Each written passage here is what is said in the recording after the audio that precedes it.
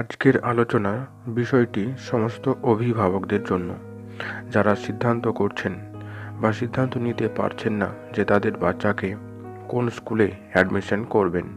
সন্তানকে সঠিক স্কুলে ভর্তি করানো মা বাবার সামনে একটা বড় চ্যালেঞ্জ হিসাবে উপস্থিত হয়।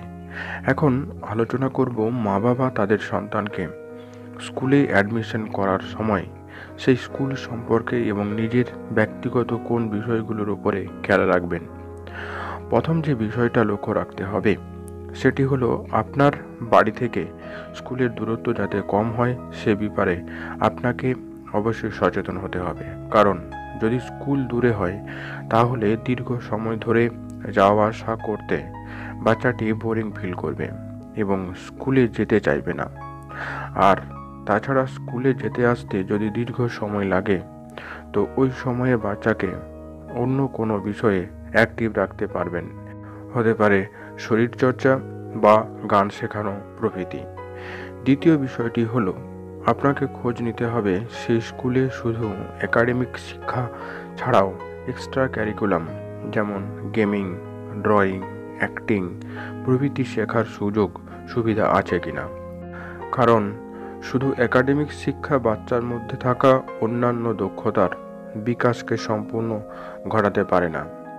তৃতীয় বিষয়টি হলো যে সমস্ত স্কুলে টিচারদের সঙ্গে প্যারেন্টদের নিয়মিত সময় অনুসারে মিটিংয়ের আয়োজন করা হয় এবং সেখানে সন্তানদের সমস্যাগুলো আলোচনা হয় এবং তার জন্য প্রয়োজনীয় পদক্ষেপ গ্রহণ করা হয়, সেই সমস্ত বিষয়টিকে গুরুত্বের সঙ্গে প্রাধান্য দিতে হবে। একটি নির্দিষ্ট সময় অন্তর প্যারেন্টিং প্রোগ্রামের ব্যবস্থা করা হয়। এই বিষয়টি প্রত্যেক মা বাবার স্কুল নির্বাচনের ক্ষেত্রে দেখে নেওয়া উচিত। চতুর্থ বিষয়টি হলো সেই স্কুলে যাতে প্রতিটি বাচ্চার কাউন্সেলিং করার ব্যবস্থা থাকে এবং কোনো সমস্যা থাকলে মা বাবার সঙ্গে আলোচনা করে পদক্ষেপ নেওয়া হয়।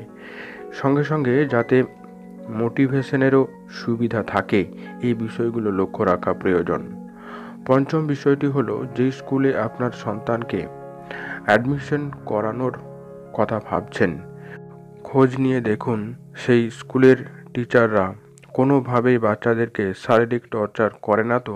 মূলত এই বিষয়গুলোই স্কুল সম্পর্কে খোঁজ নেওয়াটা প্রত্যেক অভিভাবকের পক্ষে জরুরি। এছাড়া যে বিষয়গুলো স্কুল নির্বাচনের ক্ষেত্রে প্রাধান্য দিতে হয় সেগুলো হলো ব্যক্তিগত বিষয়। ব্যক্তিগত বিষয়টিকেও স্কুল নির্বাচনের ক্ষেত্রে অবশ্যই গুরুত্ব দেবেন। এর মধ্যে প্রথমটি হলো নিজের সামর্থ্যের কথা মাথায় রেখে আপনার বাচ্চার জন্য স্কুল নির্বাচন করুন।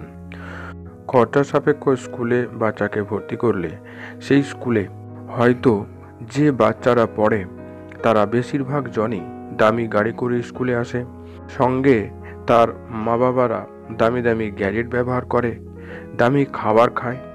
আর এটা যদি আপনার বাচ্চা দেখে এবং আপনি হয়তো আপনার বাচ্চাকে সেগুলো না দিতে পারেন, তাহলে তার মধ্যে ইনফিউরিটি কমপ্লেক্স তৈরি হয় এবং এক সময় বাচ্চাটা নিজের মা বাবাকেও দোষারোপ করে বসে। এই বিষয়টা আপনাদের আগেভাগেই মাথায় রাখতে হবে। এছাড়াও আরও একটি বিষয় মাথায় রাখতে হবে যে স্কুলে গিয়ে বাচ্চা যেসব সুবিধা ভোগ করে তার থেকে বেশি সুযোগ সুবিধা আপনার বাড়িতে থাকতে হবে, তবেই আপনার বাড়ির প্রতি তার আগ্রহ জন্মাবে এবং ভালো লাগবে। যেমন স্কুলে যদি এসি রুমে পড়াশোনা করে অথচ বাড়িতে না থাকে তাহলে বাচ্চার মধ্যে খারাপ প্রভাব পড়তে পারে। এই সমস্ত বিষয়গুলো খেয়াল রেখে আপনি আপনার বাচ্চার জন্য স্কুল নির্বাচন করুন।